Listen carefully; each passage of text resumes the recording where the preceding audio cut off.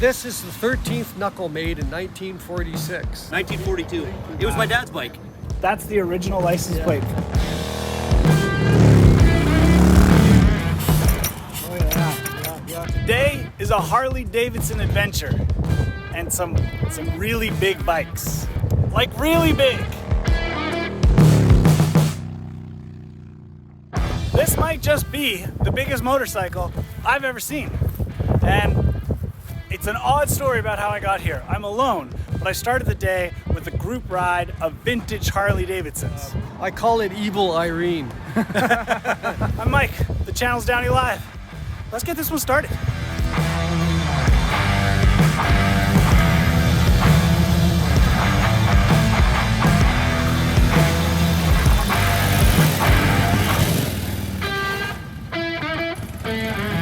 About 60 vintage Harley Davidson and Indian motorcycles behind me.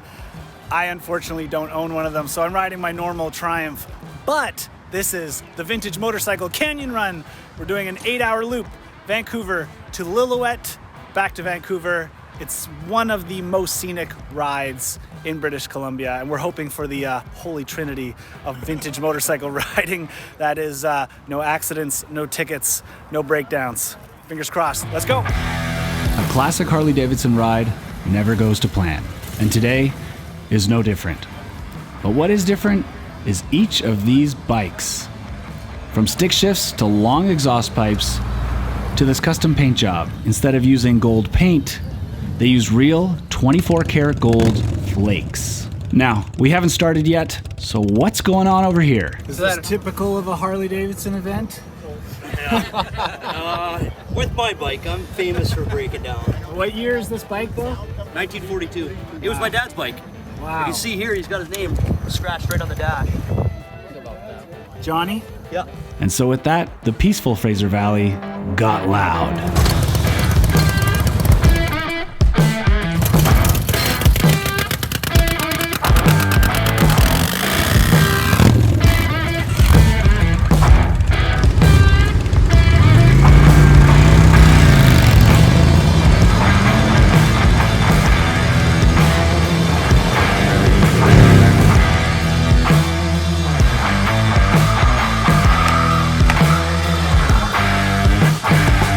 The reason this run was started was to pay homage to the old pioneer bikers.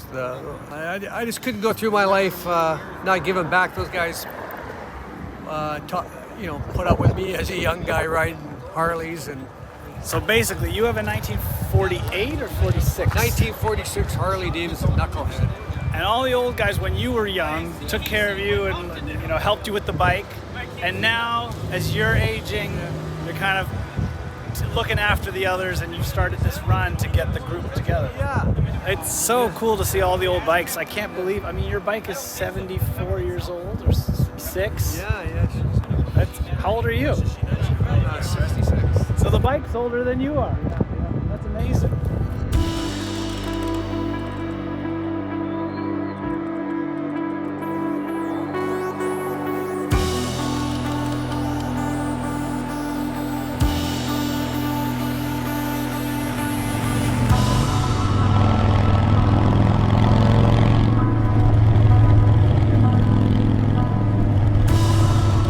Riding for me is the only time I'm off my phone. It's the only time I'm actually living in the moment. Focused on the road. But on these old bikes, it's like we're not even watching the road. We're living it.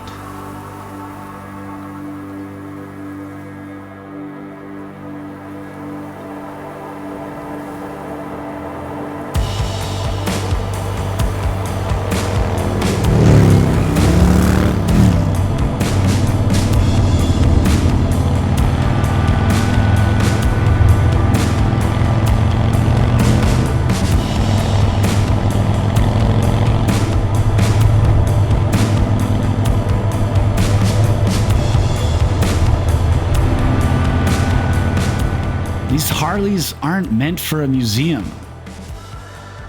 They're a reminder of the life we've lived and give us a brief chance to relive it again.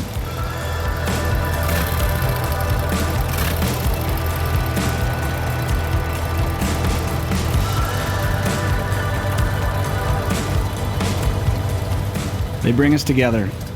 Nothing in common needed, except for passion of the wind in your hair and the bugs in your teeth. This is about the scenario every hour. Little pit stop lineup. There's only 2 pumps at the station. Now, speaking of 2 pumps, this is the reality of a day with a classic motorcycle.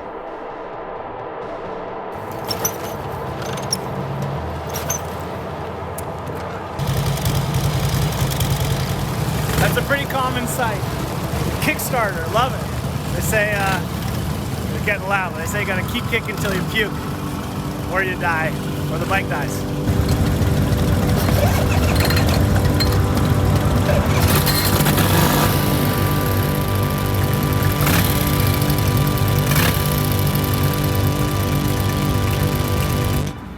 Sorry, say that again? A tank shift. Okay. 4-speed tank shift, and it's got a retarded advanced throttle on the left, and that's your regular throttle there. Wait, what's the difference? Well, to start the bike, you have to put it on retard, Okay.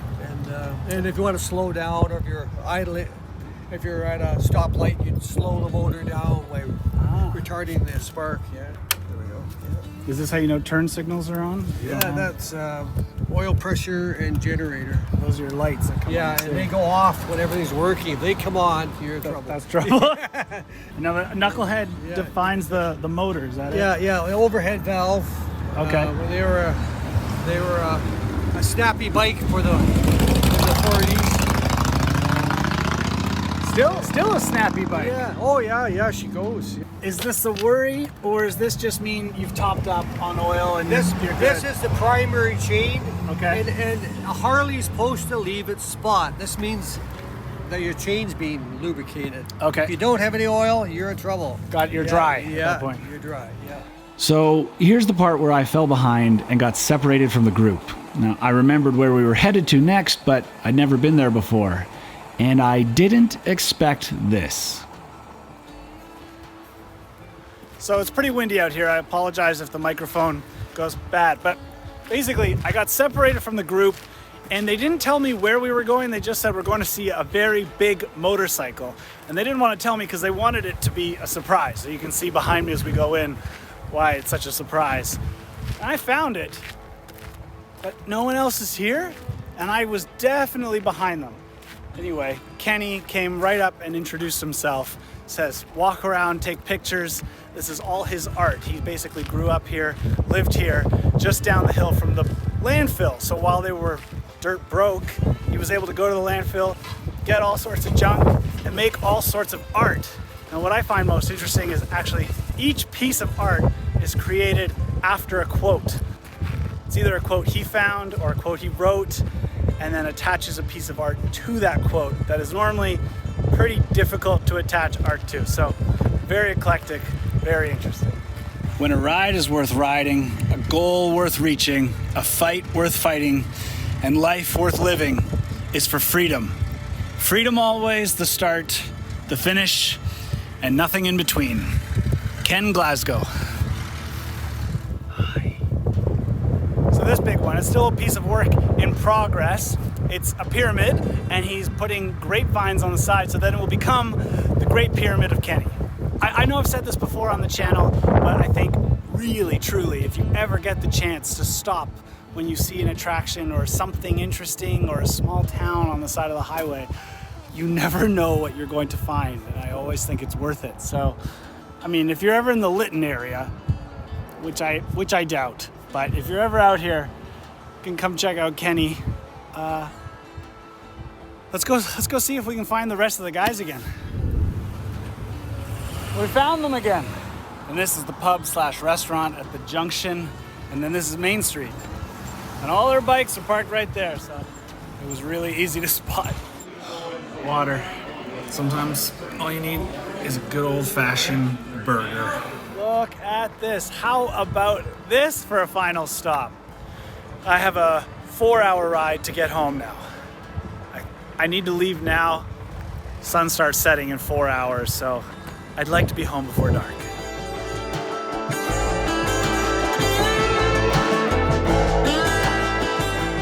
If you're new here, I'm Mike, and I don't know where I'm going next, but I know I want you there with me.